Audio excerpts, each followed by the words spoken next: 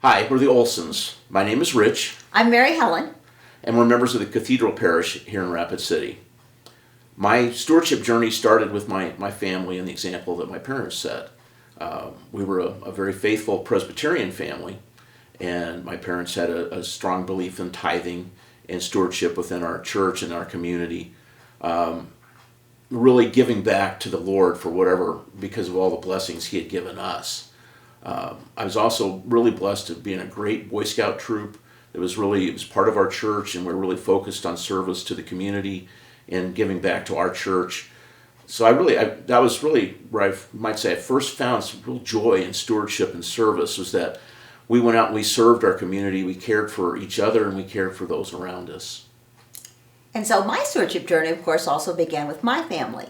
And I was blessed with a mother who had the gift of being able to see the needs of others, and she would respond with a generous heart. My dad had the gift of gratitude, and every day he could find something to be grateful for. My dad came into the Catholic Church a month before he died. He received baptism, confirmation, his first communion.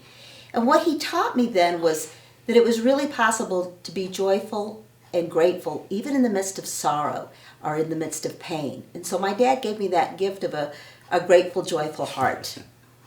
When MH and I met, we were in college, and she was very active in the parish there at the school, and she was teaching second grade CCD.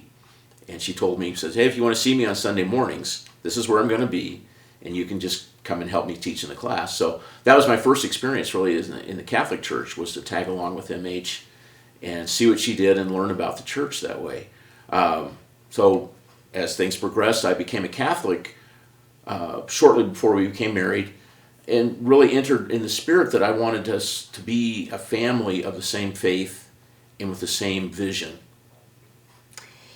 So Rich was in the military, and so as a military family, we traveled around, but the one constant was our parish life. The one constant for us was always being able to know that we would be wanted as a parish, because they always loved our volunteers. When we first moved to Enid, Oklahoma, and I didn't know anybody. You remember that?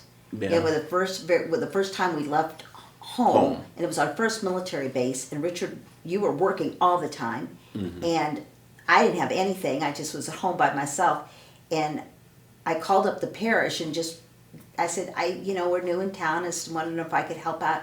And they said, "We'd love for you to teach junior, senior high, CCD." We're like, okay. We didn't know anything about junior, senior high, CCD. But what the fruit of that is, I needed to have that experience of people who were joyful and happy to see us.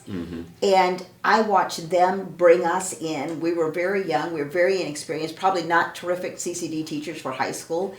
And yet the Lord was able to just bless us with those friends. Yeah. No, I think that first community in Oklahoma really maybe solidified me as a Catholic Christian, and that these people were so generous in their resources, in their service.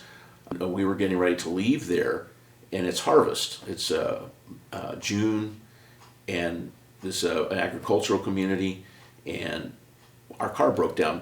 We'd already moved out of our house.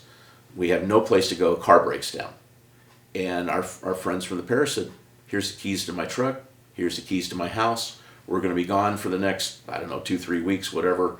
And just lock the door when you leave." And that generosity just was somewhat overwhelming, that we could take that time to then we had to go find a new car. The car was completely dead. and then repack, reload, and then drive all the way out to California. But that we had really that great start again after kind of a little bit of a mishap. But we experienced great generosity in that. But here's the irony. Of course, as we thought we were giving to the church, we were receiving so much for the Lord, because He's not going to be outdone in generosity. We brought our meager little talents to the church, and He just poured out His blessings upon us in that service and that opportunity to be in relationship with Him in the church. when we moved here to Rapid City, we fell in love with the Black Hills and realized we wanted to make this our permanent home. And so we became members of the Cathedral. Parish, yeah. And that was a real blessing. We've just encountered wonderful, holy people, a community that is really in relationship with the Lord, that desires that encounter with the Lord. We've also, we came here, we were 29 years old, we're now in our 60s, and we've experienced so many people who have taught us and modeled for us the spirit of generosity, the spirit of stewardship, the spirit of service, that really has set us up, I think, in our faith life, in our desire to serve and to give back and to be good stewards of our church and our community. Have you been without? I think there's a time, especially, when I was not working outside the home, we were living on the one budget, and I think, we were very faithful to tithing at church, but I think there was a time I think, how are we going to make this check? We're short of money. We're just short. And I was always, one of our mothers would invariably send a check or come over with groceries or something, or family, we had some family friends, they'd say, hey, we just made too much lasagna, come on over to eat. We're like, I'm not really sure what we're eating for dinner. So the Lord always responded. We were never, ever without. And we always sometimes we would get fearful about money, especially when we were younger. It was like, Richard would say, well, how could we, where's some money? I'm like, I don't know, because I might not have been as careful as I could have been. But, we never found that the Lord ever left us wanting. And I think, there was something about learning to be trustful. That's about surrendering to the Lord. That's hard to do. It's hard to do when, as Americans sometimes, to think I'm going to surrender this to the Lord, because that's not how we are raised. We're going to pull ourselves up by our bootstraps and work hard. But the Lord's never disappointed us. He's always been generous, and we've never wanted for the things that we need, and the things that we don't need, that was probably just fine. We didn't get them.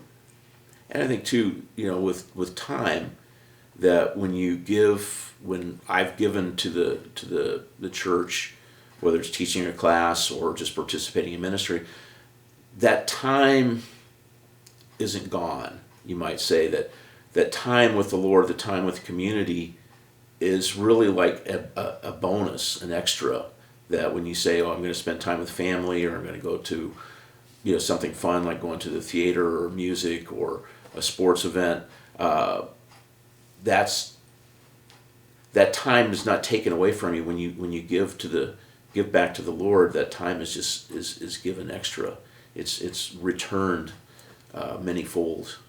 When we moved here to Rapid City, we just had a lot of friends who were priests, and just watching them give their whole life to the church. That's a phenomenal thing to think about. I'm giving my entire life to the church.